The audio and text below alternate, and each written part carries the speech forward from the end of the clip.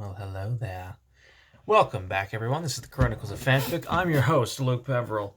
This is episode 10. 10 whole episodes. Can you believe it? This all started with me being super fucking bored one night and starting to read out some of the filth that I had seen over the years. And 10 episodes later, nothing's changed. We're still here to read more filth.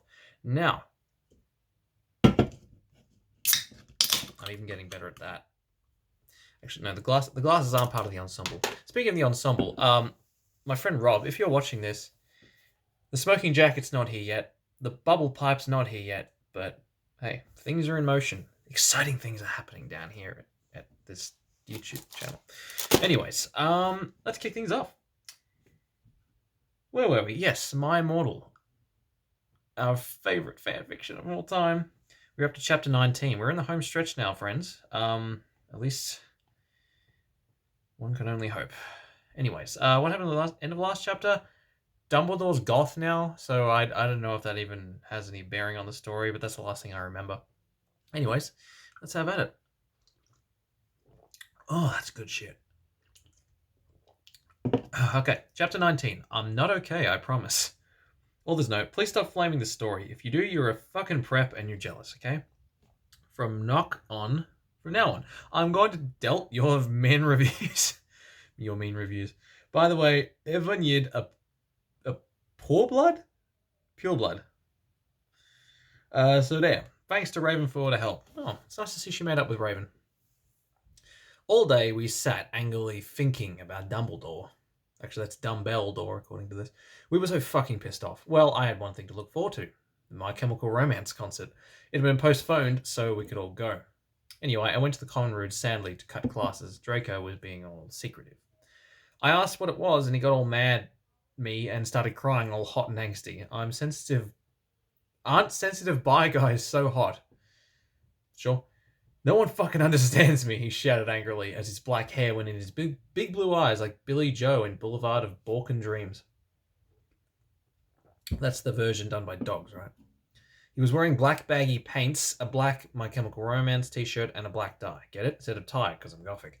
I was wearing a black leather low-cut top with chains all over it, all over a black leather mini black high-held boots and a cross-belly thing. Oh!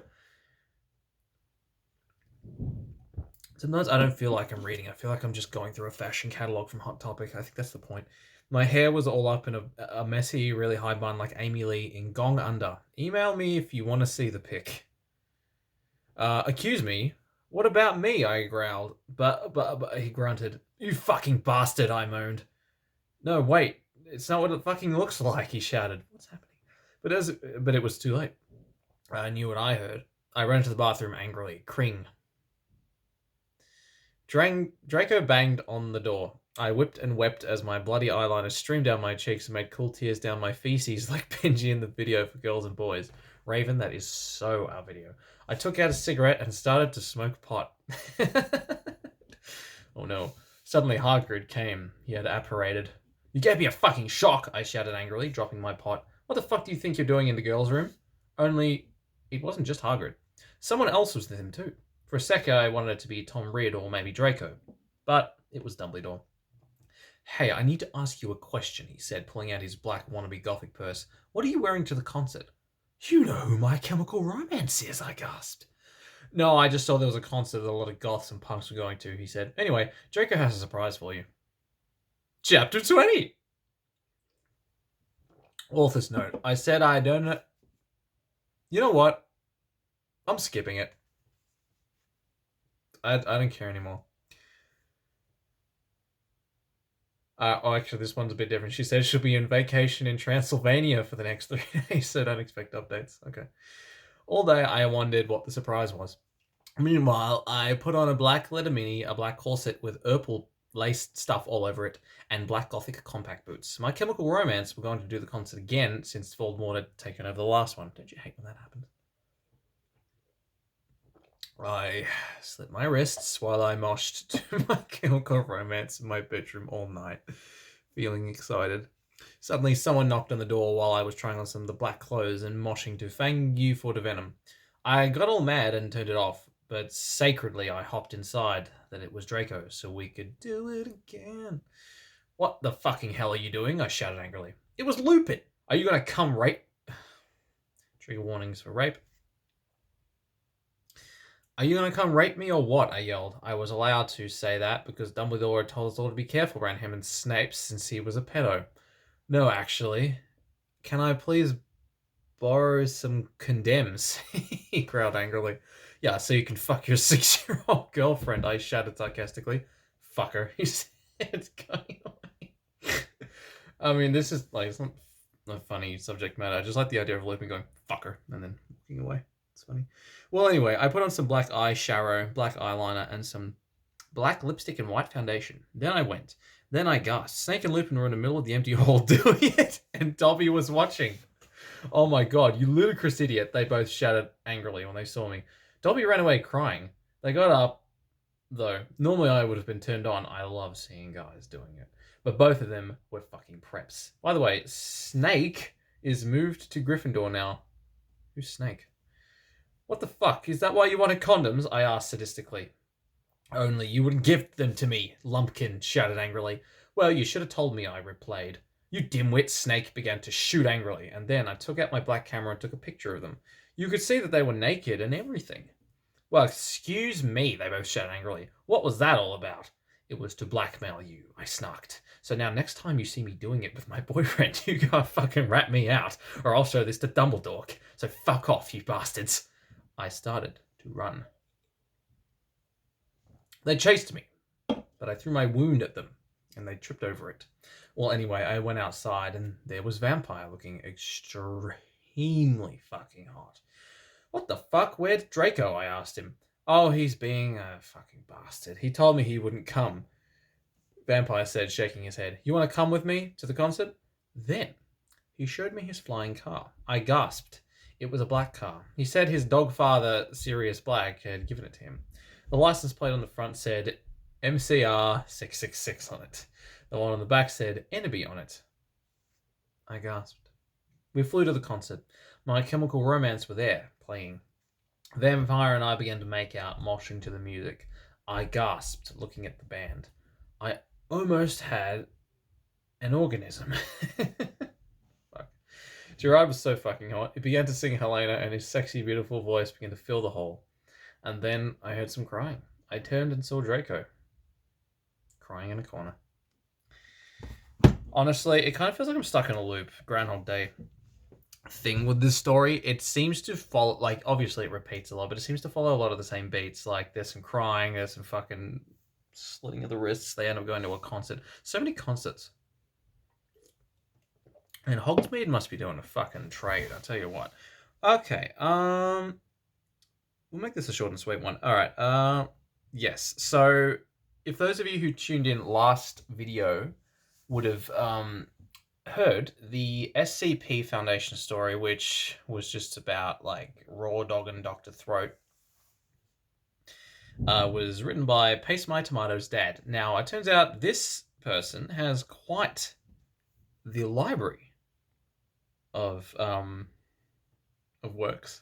And today we'll be going with this one's called Megamind is a Power Bottom, an analysis. The summary just says it's exactly what it sounds like.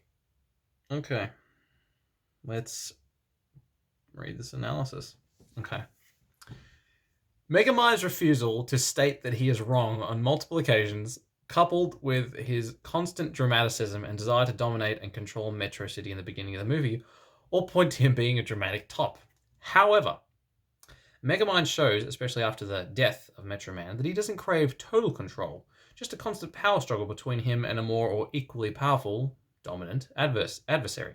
Megamind has shown that he is quite shy in relationships and does not tend to make the first move, as shown in the kiss with Roxanne Ritchie, where she initiated the kiss and reached out to touch his wrist while doing so. It is these points that prove once and for all that Megamind, our god and superior overlord, is a bratty power bottom. Notes, I'm finally shedding this corporeal form. Well, that was kind of short-lived and not all that great, so let's see what else Fuck. Alright, this one is called The Whoreax. It's a slash fic between the Lorax and Once the... Okay. Summary. Swallow that bitch, deep down into your tummy. Sweet once tummy skin vor time. Okay. Chapter 1. Wait. This only has one chapter. Alright. One and done. The Truffular Forest was always filled with the sounds of the native wildlife, but today was a little different, much louder and certainly more hectic. You see, it was mating season for most of the animals in the Truffular Tree Forest, and the great and horny Lorax was no exception. Every day of mating season, from dawn to dusk, the Lorax would walk the vast expanses of the Truffular Forest, chest puffed, shoulders broad, dick out, and ass naked. He would strut across the whole place. His impressive... I'm not getting paid enough to do this. I'm not getting paid at all. His impressive meat injector swinging from side to side like the world's most erotic pendulum. His swollen heavy nuts, the blue board equivalent of a Newton's cradle. The only problem was that no animal within the forest could serve as a suitable mate for the Lorax. It wasn't that nothing could take his massive wiener, though that was probably also the case. It was that no other animal, be it barbaloot or singing fish, had the necessary internal anatomy that would allow them to bear his children. Or at least... I know where this is going. Or at least that was what the Lorax thought before the Onceler had arrived. During the time that the younger man had spent in the forest, he and the Lorax had become good friends, sharing stories, talking about their problems, and helping the animals get fruit from the tops of the Truffular trees. This is really wholesome. The Lorax had always known that the Onceler was different, but had never thought that the pale, skinny beanpole of man could have been his kind of different. Until mating season came around, that is. The Onceler had never asked about mating season in the Truffular Forest. Maybe he didn't even know what a mating season was, and so the Lorax never thought to tell him. The Lorax didn't go anywhere near the Onceler's home for the first few days of mating season. He couldn't bring himself to visit. What would the Onceler say if he showed up, strutting towards his house? His glorious, uncut cooter... Fuck. His glorious, uncut cooter shooter jutting out from between his thighs. No. No. It was much better for the both of them that the Lorax refused to go near his best friend at this time. Besides, he needed to clear out... He needed to clean out his foreskin anyways. Well, forbidden love. We can all relate. Especially if you're the Lorax. Well, thanks guys. Clearly Paste My Tomatoes dad is a prodigy, and we'll probably be hearing from them again in future episodes. Yeah, there is no shortage of smut. But yeah, I thought I'd put the word out again. If you have anything that you want me to read, even if it's just something you read in the back of a newspaper, that's fine, as long as it fits our theme here at the Chronicles of Fanfic. If it's bound to cause a reaction, if it's smut, if it's just the most ludicrous shit you've read in a long time, I don't care, it's fine. Send it on to me, and chances are very good I will have a read of it. Anyways, I'm trying to cut down on my ramblings, so I'll keep this brief. Thank you for tuning in, guys. Hope you enjoyed that, / found it tolerable. Hope you're all keeping safe out there. Don't forget to wash your hands. And please chuck us a like, comment, subscribe on YouTube when this goes up.